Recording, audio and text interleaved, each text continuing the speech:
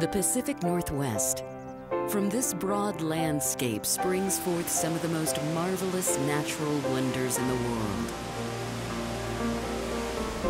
This is a place of contrasts and diverse ecosystems where a wide variety of wild animals abides as nature intended.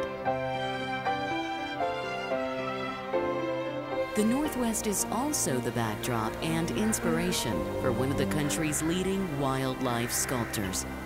Rip Caswell's passion is connecting people to the wild through his art form. We can have a piece of artwork and it can be an escape. We can look at it and be taken into nature for a moment. And even if it's just a brief moment, we have a place that we can go in that piece of art, and we can experience those feelings that can really benefit our lives. The outdoors has been an important part of Rip's life ever since his father took him on a special outing into the wild when he was a youngster. It was in a setting like this that a transformation took place. Something stirred, and I didn't know as a child what that was, that it was inspiration. And it was captured in my heart and in my mind and in my thoughts, and I had to do something about it.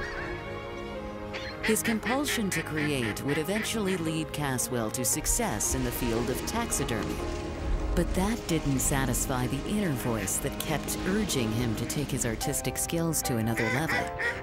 So in 1992, Caswell became a fine art bronze sculptor, and he hasn't looked back. I remember when I first got my hands on clay and that tactile feeling of impressing in emotions, releasing from my fingers into the soft, malleable clay. There was energy released somehow that transferred back to me. It takes a lot of labor, a lot of time and tedious, meticulous detail of understanding the anatomy, the bone structure, the muscles layered upon each other, and the tendons, and how movement is going to transfer. That attention to detail has transferred to over 200 pieces and counting of both contemporary and realistic sculptures. From regular-sized gallery figures to larger-than-life pieces placed in commercial settings, Caswell's works of wildlife have attracted a devoted following worldwide. It's all about movement and composition, design, and flow. And so really enjoy the strength of bronze, that you can have such small attachments, and you can attach just the tail feather brushing by the wing of another bird and give such lift and height. The freedom of that in design is so exciting. In order to create such realism in his work, Rip believes he has to take his own journey into the wild and study his subjects up close and personal. For him, nature is both a great source for living, breathing reference material and a sanctuary to renew and heal the spirit.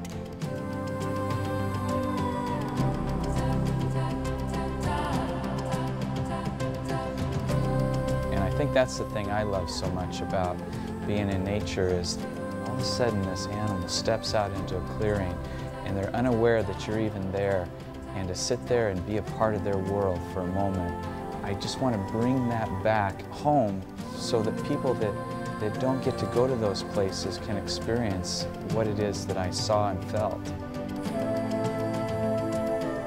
Caswell's encounters in the wild translate to true-to-life representations of an individual wild animal that provide the beholder with a better understanding of and an appreciation for a wildlife species and the world it lives in.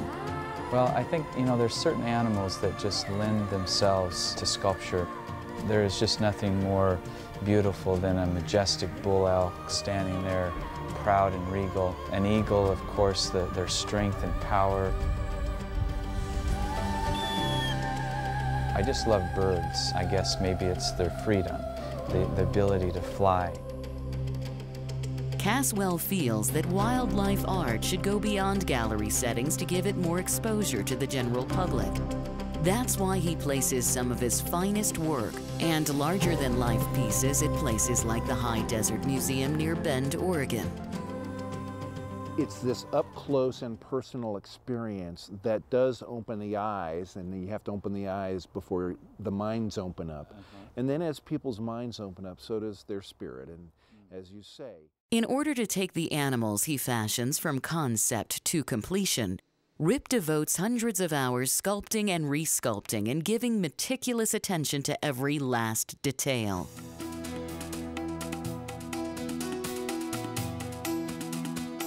Once a clay model is finished and receives his stamp of approval, it is ready to become a work of art in bronze.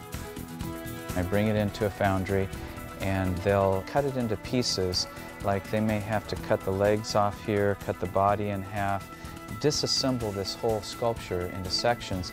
Then we'll pull molds off of it, a silicone rubber mold. And then once that mold is done, we can pour hot wax into it. When it cools, we demold it and we have an identical pattern. And then that is dipped inside of a ceramic slurry. They roll it around in the slurry, completely coat it.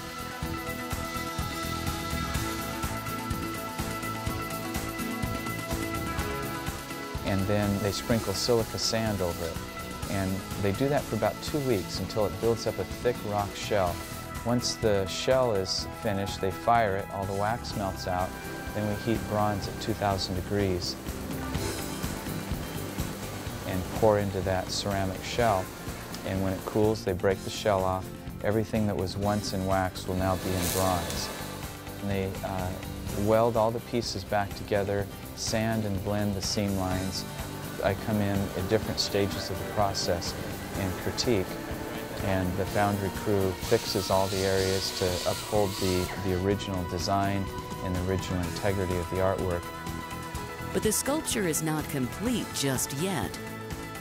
It is taken to a section of the foundry where it receives one final special touch. The patinas are started, and that's where the coloring comes on.